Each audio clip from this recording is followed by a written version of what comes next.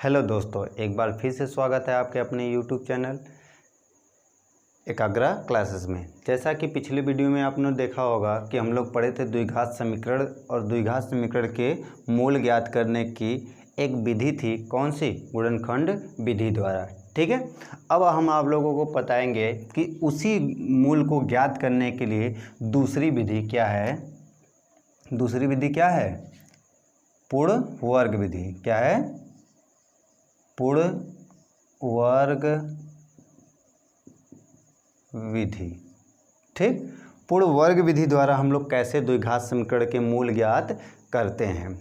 ठीक है, तो पूर्ण वर्ग विधि द्वारा हम लोग द्विघात समीकरण के मूल कैसे ज्ञात करते हैं, इसके लिए हम एक द्विघात समीकरण लिखते हैं। तो द्विघात समीकरण क्या है?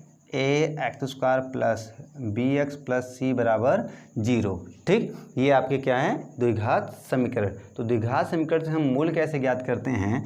सिंपल सा क्या करिएगा कि इस द्विघात समीकरण के दो स्टेप हैं। स्टेप पहला कि क्या करना होगा आपको कि यहाँ से जो x² का गुणांक दिखाई दे रहा है उसे हटाना है। ठीक है, तो जो भी नंबर होगा यहाँ पर उसका क्या करें? दोनों पक्षों में भाग दे दीजिएगा। मीन्स x² के गुणांक से दोनों पक्षों में भाग देने पर। ठीक, तो देंगे तो बनेगा क्या?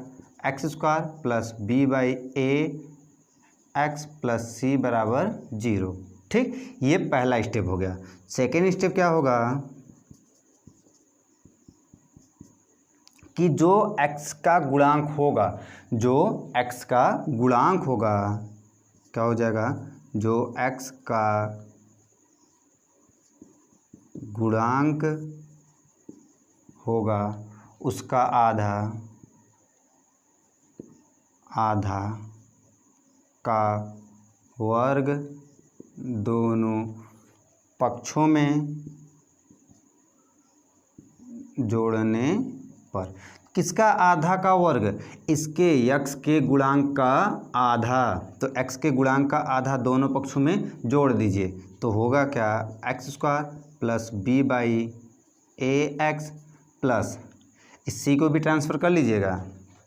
ठीक, तो हमने इसका क्या करेंगे? b/2a आधा हो गया, इसका स्क्वायर कर लिए तो माइनस c प्लस b/2a का होल स्क्वायर। ठीक, अब ये क्या दिखाई दे रहा है आपको? दिखाई दे रहा है a² plus 2ab plus b² है कि नहीं? तो ये बन जाएगा आपको क्या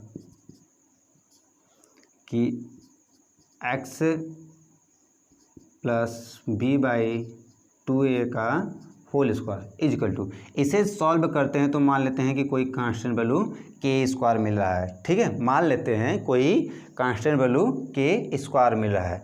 उसके बाद करेंगे क्या? दोनों पक्षों का वर्गमूल ले लेते हैं। क्या कर लेते हैं? दोनों पक्षों का वर्गमूल ले लेते हैं।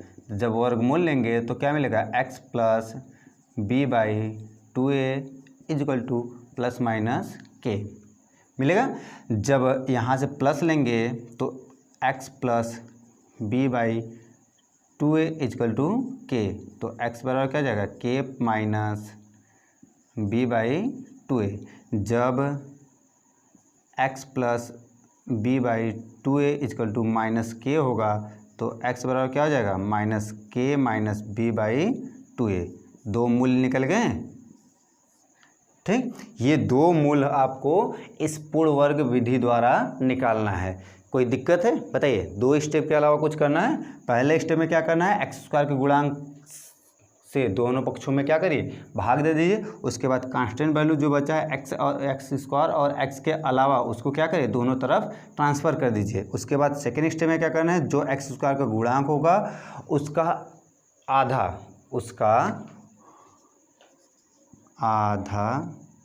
का वर्ग दोनों पक्षों में जोड़ दीजिए। ठीक, उसका आधे का वर्ग दोनों पक्षों में जोड़ दीजिए। तो एक्स स्क्वायर क्या है, एक्स स्क्वायर एक्स का गुणा क्या है, बी बाई ए का आधा क्या होगा, बी बाई 2a का स्क्वायर इधर और इधर दोनों पक्षों में जोड़ दे। ये बन गया a square plus 2ab plus b square की तरह दिखा, तो a प्लस बी का होल स्क्वायर। अब इससे हल करने पर हो सकता है कि एक कांस्टेंट वैल्यू के मिले। ठीक, के स्क्वायर। तो इसका क्या करेंगे, दोनों पक्षों का वर्गमूल लेने पर क्या करेंगे, दोनों पक्षों का वर्गमूल। ठीक, वर्गमूल ले लेते हैं। तो वर्गमूल ले लेंगे तो हमारा ये बन जाएगा। जब धनात्मक लेंगे तो यहाँ x का मूल एक वैल्यू मिलेगा, जब ऋणात्मक लेंगे तो ये x का वैल्यू मिलेगा। इससे दो वैल्यू मिली हैं। ठीक है, x के दो मूल मिल गए। चलिए एक एग्जाम्पल द्वारा इसको समझते हैं हम लोग। चलिए एक एग्जाम्पल देखते हैं। एग्जाम्पल दे दिया जाए 6x² माइनस x माइनस 1 बराबर 0। ठीक है, तो सबसे पहले क्या करना है कि स्टेप फर्स्ट क्या करता था कि जो एक्स स्क्वायर का गुणांक है उसका क्या करें, दोनों पक्षों में भाग दे देते हैं। तो दोनों पक्षों में भाग दे देंगे तो क्या मिलेगा, x square minus 1/6 x minus 1/6 बराबर 0। उसके बाद क्या बताते हैं कि जो कांस्टेंट वैल्यू है एक्स और एक्स स्क्वायर को छोड़ बाकी सभी को दूसरे पक्ष में ट्रांसफ़र कर लेते हैं। तो दूसरे पक्षों में ट्रांसफ़र कर लीजिए, तो 1/6 एक्स बराबर क्या हो जाएगा, 1/6। उसके बाद क्या बताया गया था कि स्टेप सेकेंड में करिएगा कि क्या जो x का गुणांक होगा उसका आधा, x का जो गुणांक होगा उसका क्या करेंगे, आधा कर कर दोनों, आधा होगा जो उसका वर्ग करके दोनों पक्षों में जोड़ देते हैं। तो इसका आधा क्या हो जाएगा, x² माइनस 1/6 एक्स प्लस 1/12 का होल स्क्वायर एक पक्ष में जोड़े तो 1/6 प्लस 1/12 का होल स्क्वायर दूसरे पक्ष में जोड़ दिए। ठीक, ये बन गया क्या कि a माइनस बी का होल स्क्वायर बन रहा है कि नहीं।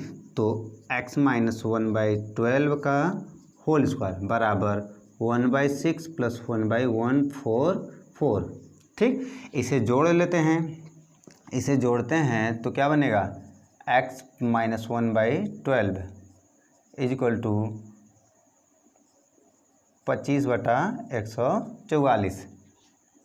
ठीक, दोनों पक्षों का क्या करें, दोनों पक्षों का वर्ग मूल लेने पर, वर्गमूल लेते हैं। तो वर्गमूल लेते हैं तो क्या बन जाएगा, x माइनस 1/12 बराबर प्लस माइनस 5/12। जब प्लस मीन्स धनात्मक वैल्यू देते हैं, जब धनात्मक लेते हैं तो x माइनस 1/12 बराबर 5/12। तो x बराबर क्या आ जाएगा, 5/12 प्लस 1/12। x बराबर क्या आ जाएगा, 6/12। तो x बराबर क्या आ जाएगा, 1/2। पुनः जब x बराबर क्या लें, जब ऋणात्मक लेते हैं तो x माइनस 12 बराबर माइनस 5/12। तो x बराबर क्या आ जाएगा, 1/12 माइनस 5/12। x बराबर माइनस 4/12। x बराबर माइनस 1/3। ठीक, ये दो इसके मूल मिल गए। ठीक है, सिंपल सा है कि नहीं, तो नोट कर लीजिए। चलिए इसके बाद एक और विधि है, दूसरी विधि, तीसरी विधि जो है, तीसरी विधि क्या है, सूत्र विधि। क्या है, सूत्र विधि। सूत्र विधि या तो श्रीधराचार्य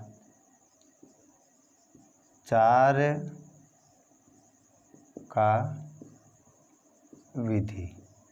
ठीक, सूत्र विधि या तो श्रीधराचार्य का विधि। तो श्रीधराचार्य ने द्विघात समीकरण के लिए एक सूत्र प्रतिपादित किए। क्या किए, एक सूत्र प्रतिपादित किए। वह सूत्र क्या था कि x बराबर माइनस बी प्लस माइनस कड़ी में b² माइनस 4ac/2a। ठीक, उन्होंने यह सूत्र का प्रतिपादन किया जिससे हमें किसका a x square plus b x plus c बराबर 0 के मूल ज्ञात कर सके। ठीक है, किसका, इस द्विघात समीकरण के मूल ज्ञात करने के लिए उन्होंने एक सूत्र का प्रतिपादन किया, जो ये सूत्र है। अब सूत्र का प्रतिपादन उन्होंने कैसे किया, इसे जानने के लिए चलिए हम लोग देखते हैं कि सूत्र का प्रतिपादन कैसे किया गया। तो सूत्र को हटा देते हैं, आते हैं द्विघात समीकरण पर। ठीक, तो द्विघात समीकरण क्या होता है, a x square plus b x plus c बराबर 0। तो आपको पूर्ण वर्ग बनाने आता है कि नहीं, तो जो पूर्ण वर्ग बनाने होता है सेम वही कंडीशन लगाना है। सबसे पहले आपको करना क्या है कि उसमें हम क्या कहते हैं, एक्स स्क्वायर के गुणांक से दोनों पक्षों में भाग देते हैं। यहाँ कुछ नहीं करना है, पहले हम किसी नंबर का मल्टीप्लाई करेंगे। तो दोनों पक्षों में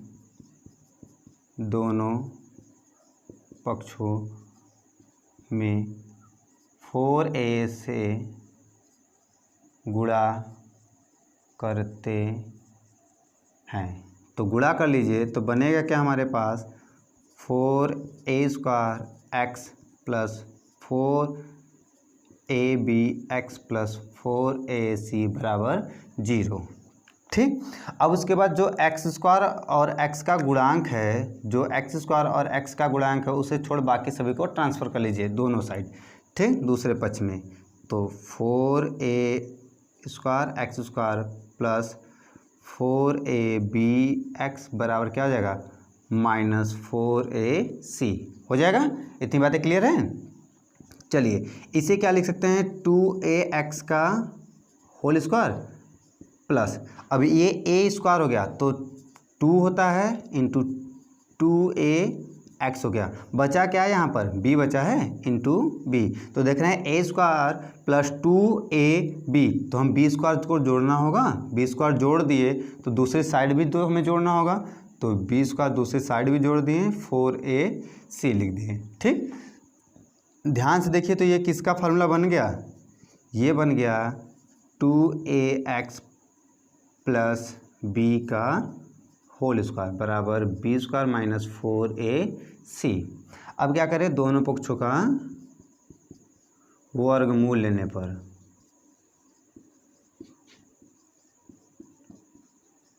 ठीक, जब वर्गमूल ले लेते हैं तो क्या हो जाएगा, 2ax प्लस b का होल स्क्वायर बराबर होल स्क्वायर हो जाएगा प्लस माइनस कड़ी में b स्क्वायर माइनस 4ac, ये हो जाएगा कि नहीं।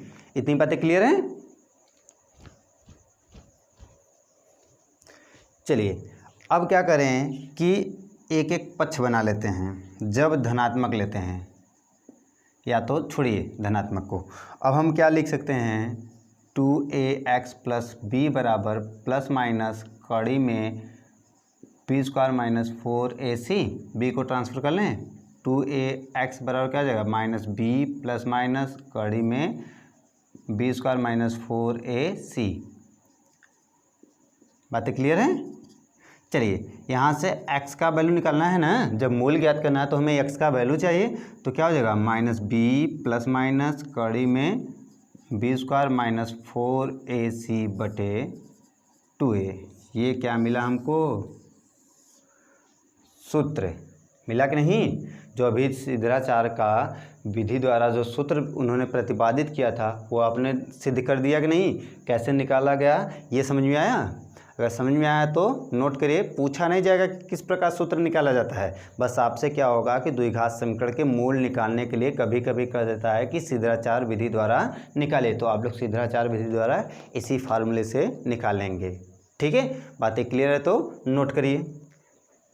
चलिए एक एग्जाम्पल द्वारा हम समझते हैं इस सूत्र पर से हम कैसे मूल ज्ञात करें। तो एक एग्जाम्पल ले लेते हैं। एग्जाम्पल दिया है 6x square minus 7x minus 5 बराबर 0।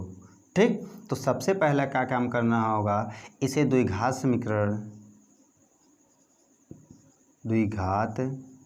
समीकरण ax square plus bx plus c बराबर 0 से तुलना कर लेते हैं, से तुलना करने पर।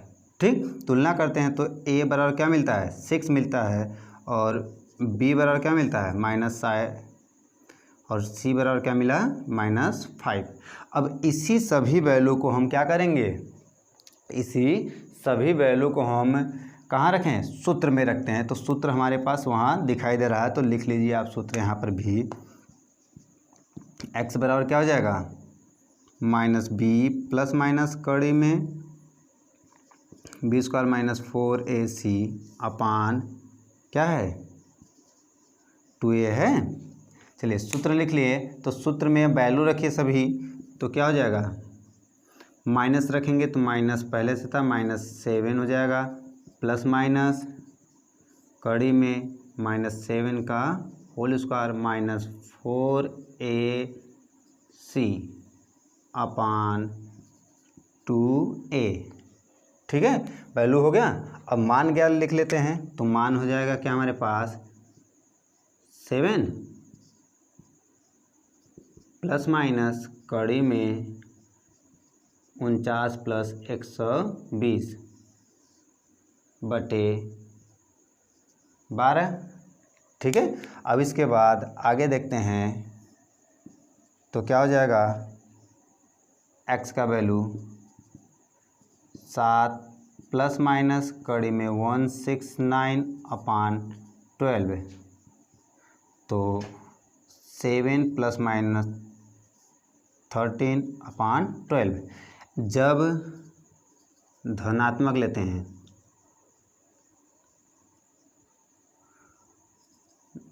जब क्या लें धनात्मक, जब धनात्मक लेते हैं तो x बराबर क्या आ जाएगा 7 प्लस 13 अपान 12 इजकल टू 20 अपान 12। तो x बराबर क्या आ जाएगा 5 4 से काटिए, 4 पंजे 20, 4 तेईं 12, x का वैल्यू निकल गया। ठीक, अब इसके बाद क्या करें, जब ऋणात्मक ले लेते हैं,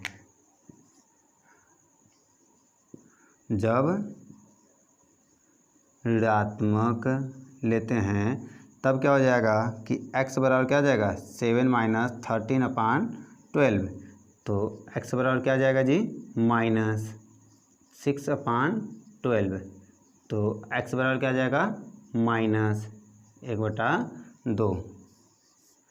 ठीक, ये x के 2 मान मिले हैं।